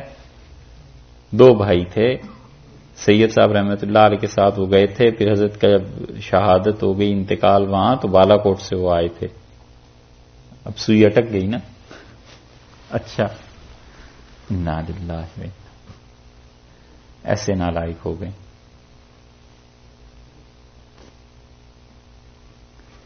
تو ولیم میور نے کتاب لکھی وہ جو تھی رسول اللہ صلی اللہ علیہ وسلم کی سوانے پہ. اب سر سید کو فکر ہوئی کہ اس کا ہم جواب لکھیں, اور واقعی انہوں نے رسول اللہ صلی اللہ علیہ وسلم کی محبت میں ہی سر سید نے یہ کام کیا. آپ ان کی چیزیں پڑھیں تو آپ کو اندازہ ہوگا کہ وہ انگلینڈ آئے, کتابیں جمع کیں, اس کے بعد انہوں نے لکھا, اور سر سید اس میں سارے اپنے بیٹے کو تفصیل لکھتے ہیں کہ آج یہ کام کیا, آج یہ کام کیا. روزانہ رات کو وہ ڈائری لکھ کے اپنے بیٹے کو بھیج دیتے تھے. اور ایک جگہ لکھا کہ پیسے کی بڑی شدید ضرورت ہے, اور رسول اللہ صلی اللہ علیہ وسلم کے لیے جو کتاب اس نے لکھی ہے اس کا جواب لکھنا ضروری ہے. مکان بیچ دو اور پیسہ ہمیں بھیجو, یہ کام اتنا ضروری. یہ سب چیزیں ملیں گی. اور سر سید نے براہین احمدیہ نہیں, سر سید نے خطبات احمدیہ جو اس کے مقابلے میں لکھی ہے, اگر آپ اس کو پڑھیں گے تو اس میں اسی کے قریب ملتی جلتی چیزیں. سر سید نے ساری سوانح رسول اللہ صلی اللہ علیہ وسلم لکھی اور کہا کہ جو معراج کی قصے ہیں اور یہ چیزیں یہ خواب تھے, حقیقت اس میں کچھ نہیں تھی, اور معجزات کا انکار کرتے چلے گئے. یہ ایک ٹرینڈ چلتا رہا ہے بر صغیر میں بھی اور ادھر مصر میں بھی. تو جامعہ الازہر والے یہ ظاہر کرنے کے لیے کہ ہم تو بہت براڈ مائنڈڈ ہیں, بہت کھلا دماغ ہے, ہم تو فتوے ایسے دیتے ہیں, یہ چیزیں انہوں نے کی. سر سید کے ہاں علی گڑھ میں یہ چیزیں ہوئیں، ادھر جمال الدین افغانی نے کی، اور اسی لیے علی گڑھ کے جو پڑھے لکھے تھے، اب کے نہیں، جنہوں نے علی گڑھ سے پڑھا تھا 1920 میں 1918 میں، اب تو بیچارے کہاں رہ گئے ہوں گے، وہ لاٹ جو نکلتی تھی صحیح طور پہ پڑھے لکھوں کی، وہ حدیث کے بارے میں اتنے اچھے خیالات نہیں رکھتے تھے، اور اسی طرح معجزات کے بارے میں بھی کوئی اتنے اچھے خیالات نہیں رکھتے تھے۔ یہ تو 1920 کے بعد کہیں جا کر علی گڑھ میں بھی انقلاب آیا ہے، تو یہاں پر ہم چلے تھے اس بات سے کہ ہر طرف یہ ٹرینڈ رہا ہے، تو 1750 1775 80 کے بعد جو چیزیں آپ پڑھیں گے نا اسلامک لٹریچر میں، جن لوگوں کی تفسیریں، ان میں سے جو بھی ویسٹرن تھاٹس سے متاثر ہوا ہے، وہ معجزات کا اور ان چیزوں کا انکار کرتا ہوا ملے گا۔ المنار والے نے یہاں پر جو کچھ لکھا ہے وہ یہی چیز ہے کہ وہ کہتے ہیں یہ کچھ نہیں ہوا، بس ایک ایسی چیز تھی کہ قوم کو زندہ کرنا تھا اور قوم کو مردہ کرنا تھا۔ بھائی اللہ نے صاف کہا ہے، اب جا کر یہ رجحان کہیں بدلا 1930 کے بعد، 1940 کے بعد، اور اسی میں شامل ہیں وہ بھی قادیانیوں کا جو دوسرا گروپ ہے نا لاہوری، ایک تو یہ ہے نا قادیانی ربوہ والے، ایک ان کا دوسرا گروپ ہے لاہور والوں کا، وہ بھی اسی میں شامل ہیں۔ رسول اللہ صلی اللہ علیہ وسلم جتنے معجزات ہیں سب کا وہ دھیرے دھیرے انکار ہے، وہ کہتے ہیں ایسے ہوا اور ایسے ہوا۔ وہ ایک سر سید صاحب کی بات پہلے بھی آپ کو بتائی تھی کہ تم لاٹھی لے لو اور پہاڑوں میں چلے جاؤ اور وہاں پہ چشمہ ہوگا پانی کا، وہ تم اپنی قوم کو بتانا۔ تو یہ ایک پورا ٹرینڈ ہے۔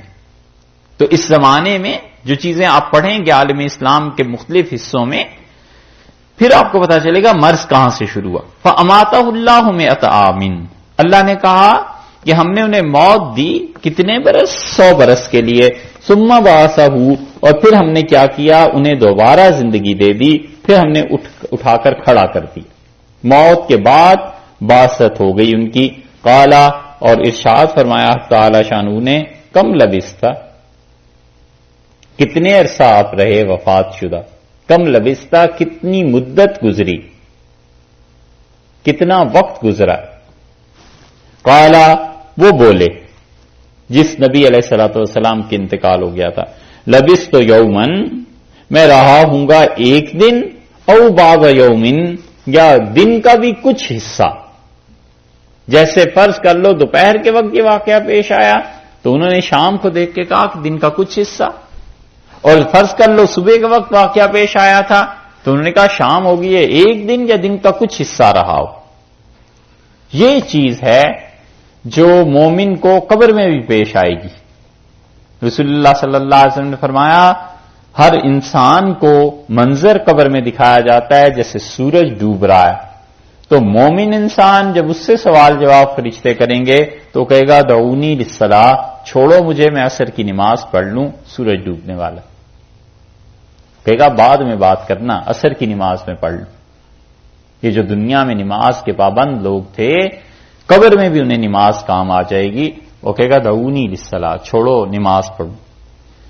قال بل لبثت، انہوں نے کہا یہ نہیں، بلکہ لبثت، تم رہے ہو 100 عام، 100 برس، 100 سال گزر گئے، ایک پوری صدی تک کے لیے موت، اور اس کے بعد ہے زندگی۔ اب بھلا بتاؤ یہ زندگی اور موت جو بار بار تذکرہ آ رہا ہے، منار کے جو مصنف ہیں ان کے بقول یہ قوموں کا عروج اور قوموں کا زوال ہے، تو کون سی قوم 100 سال مردہ اور پھر قوم کو اٹھایا، اور پھر اس کے بعد فانظر الی طعامک، اللہ نے کہا اپنے کھانے کو دیکھ اور اپنے پینے کے پانی کو دیکھ۔ کہاں کہاں اس چیز کی توجیحات کرتے پھریں کہ کھانے سے کیا مراد ہوئی اور پانی سے کیا مراد ہوئی۔ جب ایک جھوٹ آدمی بول لے نا، پھر اس کو کور کرنے کے لیے اور 100 جھوٹ بولنے پڑتے، تو سیدھی طرح مانا جائے کہ معجزہ تھا، ہوا اللہ تعالی کی طرف سے ایک چیز سی ہوئی۔ تو کہا فانظر الی طعامک، اللہ تعالی نے فرمایا دیکھو تم اپنے کھانے کی طرف، وشرابی کا، اور اپنے پینے کی طرف، پینے کے لیے جو پانی ہے اس کی طرف دیکھو، لم یتسنہ، اور وہ خراب نہیں ہوا، نہ پانی خراب ہوا ہے نہ کھانے کی چیز خراب ہوئی ہے، ان دونوں کو دیکھو۔ اور تم جو بات کر رہے تھے کہ اللہ کیسے اس بستی کو اٹھا کر کھڑا کر دے گا، ہم نے تمہیں بتا دیا ہے کہ جس طرح پانی اور کھانے پہ کوئی خرابی نہیں آئی ہے، 100 برس اسے اپنی حالت میں رکھا ہے ہم نے، بالکل ایسے ہی ہم 100 برس اس چیز کو ہم ان چیزوں کو ایسے ہی زندہ کر سکتے ہیں۔ وانظر، اور دیکھ، الی حماری کا، اپنے گدھے کی طرف۔ حمار گدھا ہوا نا، یعنی جس پہ سواری کرتے تھے۔ ایک تو گدھا وہ ہے جو ہندوستان پاکستان میں پایا جاتا ہے، اور ایک گدھے وہ ہیں جو شام مصر وغیرہ میں پائے جاتے ہیں، وہ ذرا اونچے قد کے ہوتے ہیں اور انہیں سواری کے لیے استعمال کرتے بھی ہیں۔ اور اس گدھے کا پسینہ بھی پاک ہوتا ہے، اسی وجہ سے کہ رسول اللہ صلی اللہ علیہ وسلم نے بھی اس پہ سواری کی ہے، تو یہ ہو نہیں سکتا کہ وہاں کی گرمی اور اتنے شدید موسم میں اسے پسینہ نہ آتا ہو۔ پسینہ آتا تھا، اور یقیناً رسول اللہ صلی اللہ علیہ وسلم کے کپڑوں پہ وہ لگا ہوگا، اور اس کے باوجود یہ ثابت نہیں ہے کہ رسول اللہ صلی اللہ علیہ وسلم نے گدھے کی سواری کے بعد کبھی اپنے کپڑے دھوئے ہوں یا دھلوائے ہوں یا یہ کہا ہو۔ تو اس لیے فقہا نے اس سے وہ مسئلہ ثابت کیا ہے کہ وہ کہتے ہیں وہ جو گدھا ہے اس کا بچا ہوا پانی پیا ہوا وہ تو مشکوک ہے، مکروہ ہے اس سے وضو کرنا، لیکن اس گدھے کا پسینہ پاک ہے، اور دلیل اس کی حدیث سے وہ لیتے ہیں۔ ارشاد فرمایا وانظر الی حمارک، اور اپنے گدھے کی طرف دیکھ، ولنجعلک، ہم کر دیں گے آپ کو آیۃ للناس، لوگوں کے لیے نشانی بنا دیں گے، لوگوں کے لیے ایک بہت بڑی نشانی بنائیں گے آپ کو۔ اللہ نے اس لیے اس کا تذکرہ بھی کر دیا۔ وانظر الی العظام، اور دیکھیے آپ ہڈیوں کی طرف، گدھے کی جو ہڈیاں ہیں، کیفا، کیسے، ننشزھا، ہم ان ہڈیوں کو اٹھاتے ہیں، نشوز، کسی چیز کا ابھرنا، کسی چیز کا اٹھان، کیف ننشزھا، کیسے ہم اس چیز کو، ان چیزوں کو اٹھاتے ہیں۔ سورہ نساء میں بھی اللہ نے یہ لفظ استعمال فرمایا، نشوزن او اعراضن، اور جب ڈر ہو اس بات کا کہ نشوز، خواتین جواب دیں گی آگے سے، تو وہ بھی ایک چیز، ایک معاملے کو اٹھانا ہے نا، ایک جھگڑے کو کھڑا کرنا ہے، اللہ نے وہاں بھی اس لفظ کا استعمال فرمایا۔ وانظر الی العظام کیف ننشزھا، اور دیکھو تم ان ہڈیوں کی طرف، کیف ننشزھا، کیسے ہم انہیں اٹھاتے ہیں، ثم، اس کے بعد نکسوھا لحما، ہم اس کو پہنائیں گے گوشت۔ وہ جو کھانا جلدی خراب ہو جانا چاہیے تھا اسے 100 برس بھی اپنی اصلی حالت میں رکھا ہے، اور گدھا جس کی بہرحال کچھ تو عمر ہونی چاہیے تھی، اس کی ہڈیوں کا ڈھانچہ ہی رہ گیا ہے۔ فرمایا یہ سب ہماری قدرت کی نشانی ہے، یہ سب ہماری طرف سے ہے، ان چیزوں کو دیکھو۔ ثم نکسوھا لحما، کیسے ہم اس کے اوپر گوشت چڑھاتے ہیں۔ فلما تبین لہ، جب ان پر یہ چیز کھلی، واضح ہوئی، انہوں نے دیکھا گدھے کو بھی اس کی ہڈیاں کیسے اٹھی، اس پہ گوشت کیسے چڑھایا گیا، قال عالم، کہنے لگے اللہ مجھے بہت زیادہ علم مل گیا، عالم، میں نے خوب جان لیا۔ اس سے مراد ہے مشاہدہ، اس سے مراد ہے رویت، دیکھنا، وگرنہ دلیل سے علم تو ان کے پاس پہلے بھی تھا، مسلمان تو وہ تھے ہی، عقیدہ تو ان کا پہلے بھی تھا۔ اس کا مطلب ہے اللہ اب مشاہدہ حاصل ہو گیا، ان اللہ علی کل شیء قدیر، کہ پروردگار اللہ ہر چیز پر قدرت رکھتا ہے۔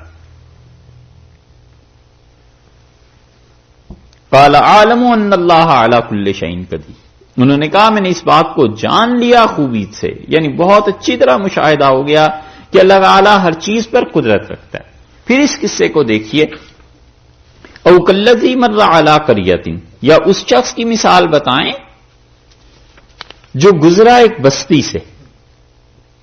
یہ قاعدہ یہ ہے کہ اللہ نے کہا کہ ہم اپنے دوستوں کو ظلمتوں سے، شکوک، شبہات، اندھیرے، ان چیزوں سے نکالتے ہیں، نور کی طرف لے جاتے ہیں۔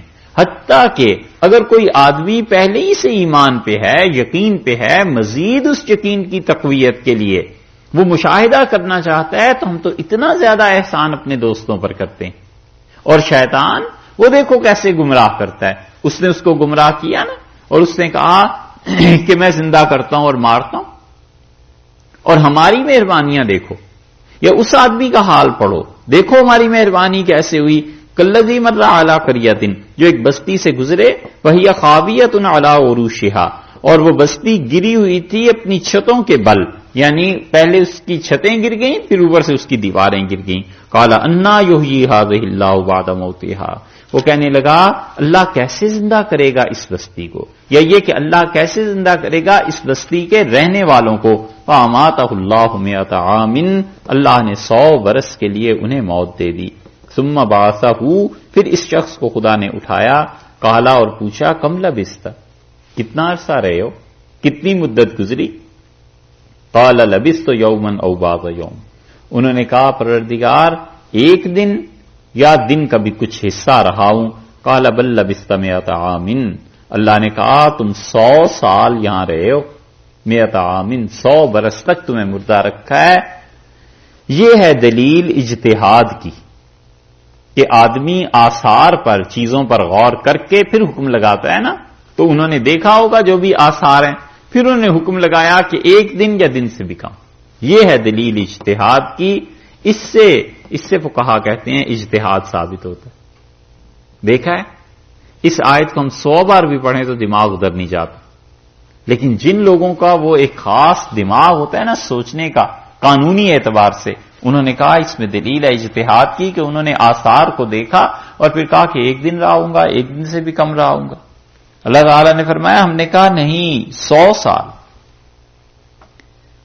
فانظر الی طعامک، اور آپ دیکھیے اپنے کھانے کو، و شرابک، اور اپنے پینے کے پانی کو، لم یتسنہ، اور یہ ابھی بگڑے نہیں.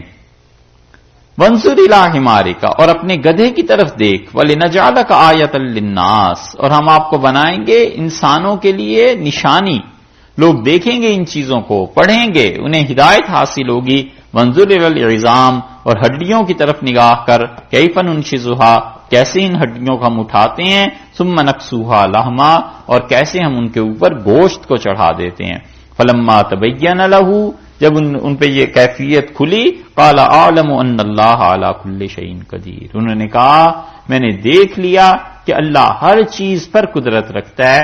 مشاہدہ، رویت، یہ اب ہو گئی.